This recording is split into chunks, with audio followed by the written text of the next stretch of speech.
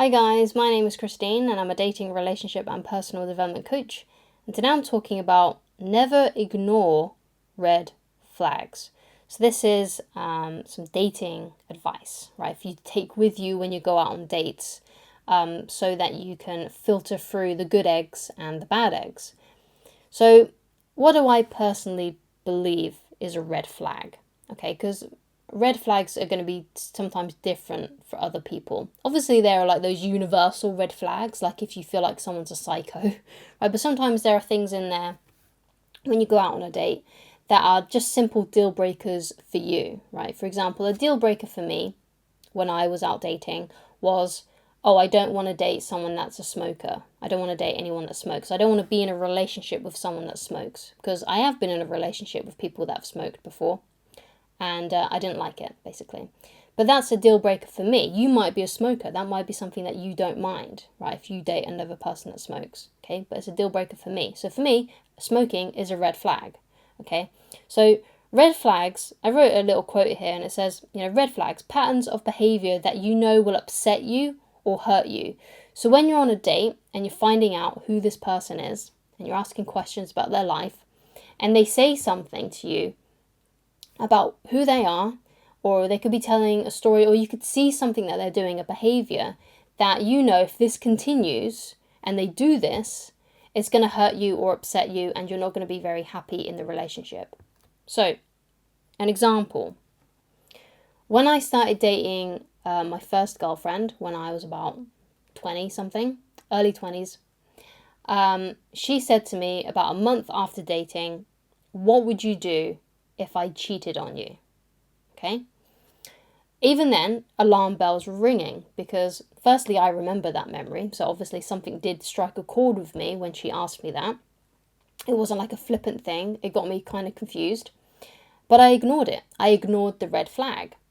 And lo and behold, within 3 or 4 months, she had already cheated on me. And then again, after I forgave her, because I thought, oh, I can change her. Having that kind of stupid worldview that, oh yeah, it's like Beauty and the Beast. You're going to be able to change them and they're going to turn into what you want. Like, it's not going to happen, right? It's very unlikely that that kind of thing is going to happen because people rarely change themselves.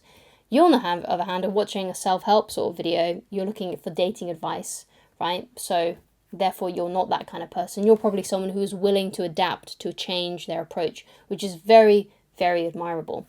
But unfortunately, not a lot of people are going to do that. So when you are going out on dates and something flags up that you feel uncomfortable about and they say something or they do something that makes you feel uncomfortable, that if this continues it will upset you or hurt you, then you have to unfortunately let that person go. Well, actually, fortunately, because it's very likely that they are going to continue that behavior.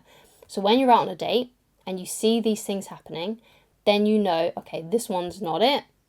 Move on, right? So you can still continue the date. You don't have to end the date, especially if you're having an all right time. They might be someone that you can be friends with, which is fine if you want to be friends with them. Or maybe for a while it's just a friends with benefits thing, which again is fine as long as both of you are consenting to that. But they're not long-term relationship material, okay? Because the person that you want should have green flags, not red flags, okay? So the idea then is, which is important, is that you must become clear on what you want. You must become clear on the type of person that you want, okay?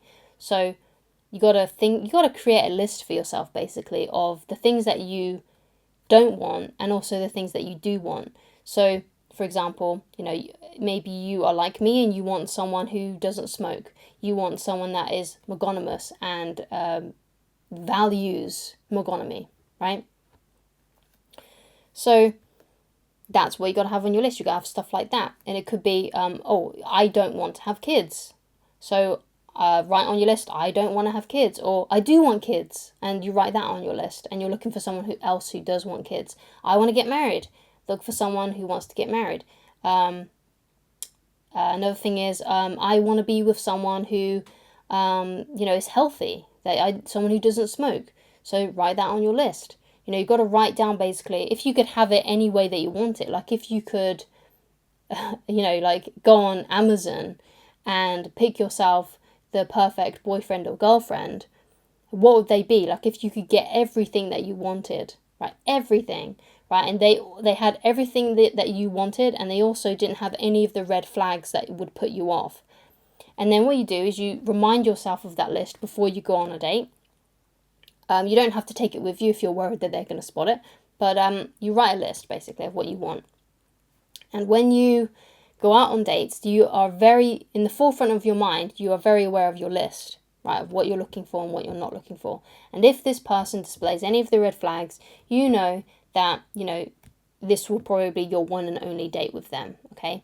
Because what sometimes happens, and it's unfortunate, it really is unfortunate, but a lot of people don't have a list of what they want. In fact, most people in the world don't have a list of the type of person that they want to attract, okay? So when they go out in the dating world, they meet someone who they find super, super attractive. There's probably like lots of passion between them, lots of sex, all that kind of stuff. And it feels really good, but they're completely with the wrong person because they've been looking at all of the wrong things. They've been looking at the chemistry. And of course, it's good to have chemistry and, with the right person, but chemistry is not always going to be it, right? It's not always going to be, it's not the best indicator for a good relationship, right? Now, that doesn't mean you can't have a good relationship with someone who you don't have chemistry with. I'm not saying that. You can definitely find the person that you want and have chemistry with them, okay? But all I'm saying is that most people feel the chemistry and that's it. They don't look at or they ignore any red flags that are there. And then they get stuck in that relationship. Maybe they pop out a couple of kids. Maybe they get married, get a mortgage. And then after a while, they realize, oh my God, what the hell have I done? I've married a monster. And it was all because, or a monster in their own mind. That person might not actually be a monster, but they're just incompatible, and therefore it just feels like a monstrous relationship, right? So they're like, oh my God, I married a monster. I'm in this situation. I can't escape it. Or if I do, it's going to cost me a lot.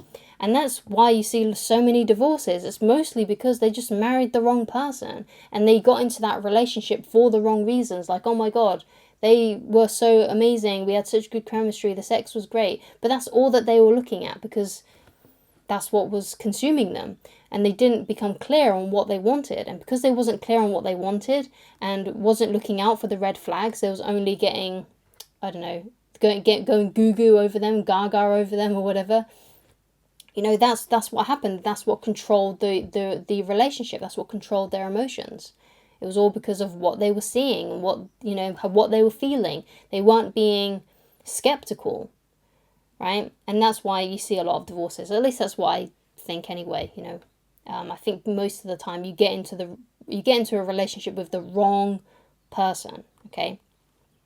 And that's why there's always incompatibility issues. That's why there's always arguments. Because you got to remember,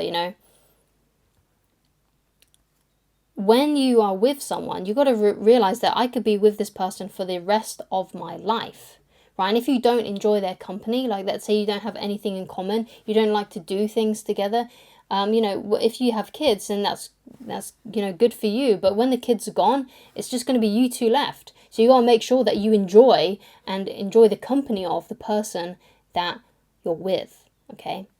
So, you got to be, you're not just a romantic couple. You've also got to be good friends as well. Now, I'm not saying that the romance should also, be above the friendship, right? But you should be able to enjoy each other's company and have things in common that you like doing together, so you can have that companionship as well as the romance, okay? You can totally have your cake and eat it too, okay? Which means you can have a passionate, amazing relationship and also have that relationship with the right person who you're compatible with, okay? So thank you so much for watching. If you'd like to get in touch with me personally, then please go to www.christineloveridge.com. Thank you so very much for watching, and I shall talk to you again very soon. Goodbye.